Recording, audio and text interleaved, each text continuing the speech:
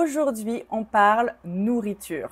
Les Français adorent la nourriture. C'est très important dans la culture. Et aujourd'hui, je vais te parler de nourriture, mais version expression idiomatique. On va voir 7 expressions idiomatiques, 7 expressions en lien avec la nourriture. Tu dois absolument connaître ces expressions si tu veux comprendre les films, tes amis francophones et si tu veux enrichir ton vocabulaire. Donc installe-toi, ça risque de t'ouvrir l'appétit, de te donner faim. Donc installe-toi confortablement, prends un café, quelque chose à grignoter, un snack, quelque chose à grignoter pour être plus à l'aise et c'est parti. Et si tu ne me connais pas, je m'appelle Alexia, je suis française, je suis née et j'ai grandi à Annecy, dans les Alpes françaises, à côté de la Suisse, mais j'ai vécu à Paris, en Suisse francophone et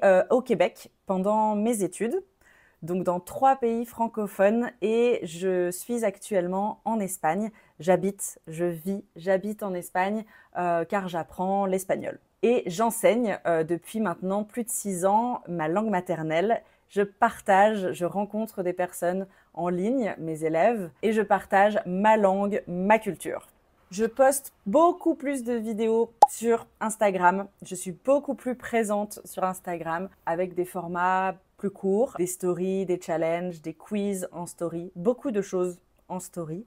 Donc si tu veux nous rejoindre. Et pour les vidéos comme celle-ci, pour les vlogs à Paris, à Annecy en France, pour apprendre le français parlé avec les vlogs ou pour apprendre des expressions comme aujourd'hui, tu peux t'abonner à la chaîne. C'est parti, on commence. Tu vas essayer de deviner le sens des expressions idiomatiques. La première expression, mettre de l'huile sur le feu. Celle-ci, on comprend tout de suite. Si tu comprends les mots, l'huile, le feu, tu peux deviner, je pense, le sens. J'aime bien cette expression. Si je dis « il a mis de l'huile sur le feu », il a mis de l'huile sur le feu. Ça veut dire il a aggravé les choses, il a cuisiné quelque chose, ou alors il a essayé de calmer la situation. Je te donne une phrase, il se disputait déjà et il a encore mis de l'huile sur le feu. On peut dire aussi, il en a rajouté une couche. Avec l'intonation, je pense que tu as trouvé, c'est il a aggravé les choses. Mettre de l'huile sur le feu, aggraver les choses. He made things worse. Il a mis de l'huile sur le feu. Autre exemple, ne parle pas du divorce, tu vas mettre de l'huile sur le feu.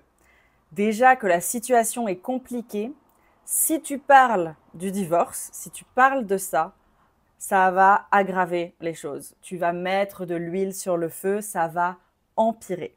Deuxième expression, avoir du blé. Littéralement, to have wheat. Avoir du blé, he has wheat, il a du blé. Ça, c'est la traduction littérale. Est-ce que ça veut dire il a du blé veut dire il a une ferme, il est très énergique, il a de l'argent. Choisis la bonne réponse, avoir du blé, il a du blé. Je vais te donner un exemple d'ailleurs. Il a acheté une voiture de luxe, il doit avoir du blé. À mon avis, il a du blé. Avoir du blé, c'est avoir de l'argent. Il a de l'argent. Il a du blé, il a de l'argent. Par exemple, quelqu'un achète quelque chose et on dit « Oh, t'inquiète, il a du blé, il peut se le permettre. » Depuis qu'elle travaille en Suisse, elle a du blé.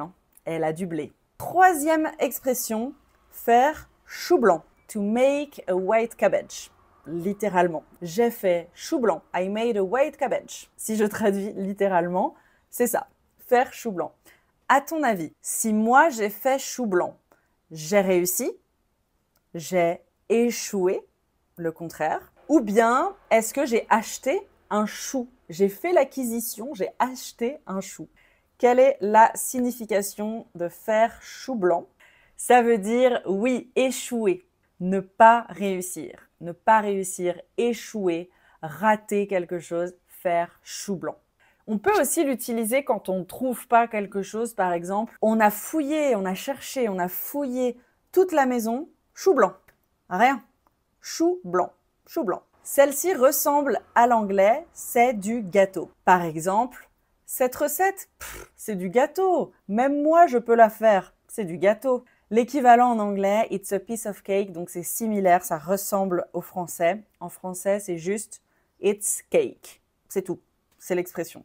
C'est du gâteau. Ah, tu as été embauché. Super. Et t'inquiète, ce job, si tu parles français, c'est du gâteau. C'est du gâteau. C'est super facile. Expression numéro 5. Faire son beurre. To make one's butter. To make butter. Faire son beurre. Si je dis ils au pluriel, ils font leur beurre. Par exemple, les influenceurs font leur beurre avec les placements de produits. Ils font leur beurre, est-ce que ça signifie qu'ils fabriquent du beurre? Ils fabriquent du beurre. Ils répandent des rumeurs. Ils répandent des rumeurs à droite, à gauche. Ou ils gagnent leur vie. Ils gagnent de l'argent, ils gagnent leur vie. La bonne réponse, la troisième, oui, ils gagnent de l'argent. Souvent utilisé, gagner de l'argent de façon un peu opportuniste. En anglais, on dirait to make money off something, tu vois, faire de l'argent. Et souvent de manière un peu, oui, opportuniste. Par exemple, ils profitent de la misère des autres pour faire leur beurre. Elle a profité de la crise pour faire son beurre. Ah, et n'hésite pas à me dire en commentaire ton expression préférée et si tu en connaissais certaines ou si elles sont toutes nouvelles pour toi.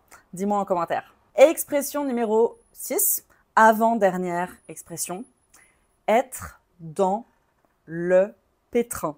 Elle est dans le pétrin. Je suis dans le pétrin. La traduction littérale en anglais, c'est ça.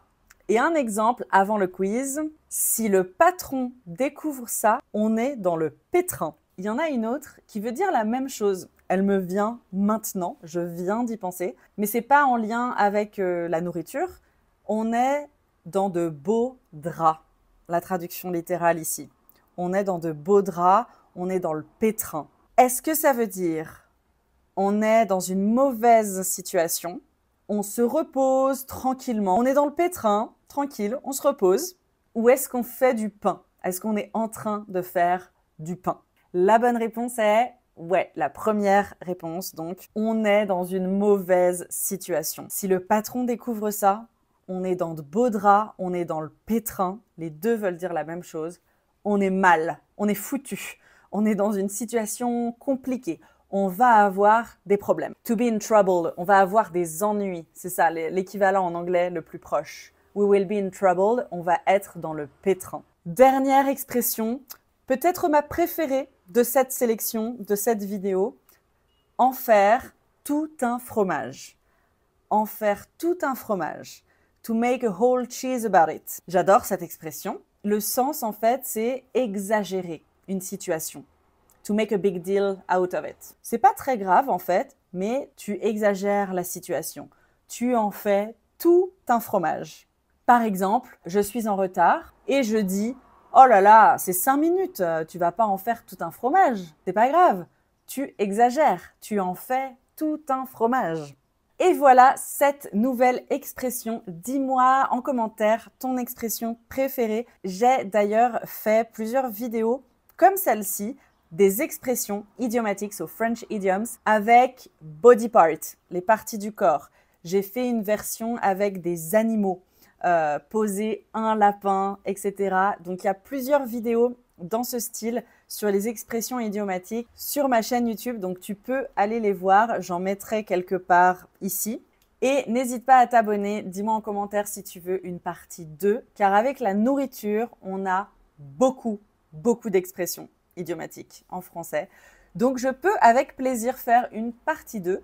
Je te retrouve très vite pour la prochaine vidéo. Bisous!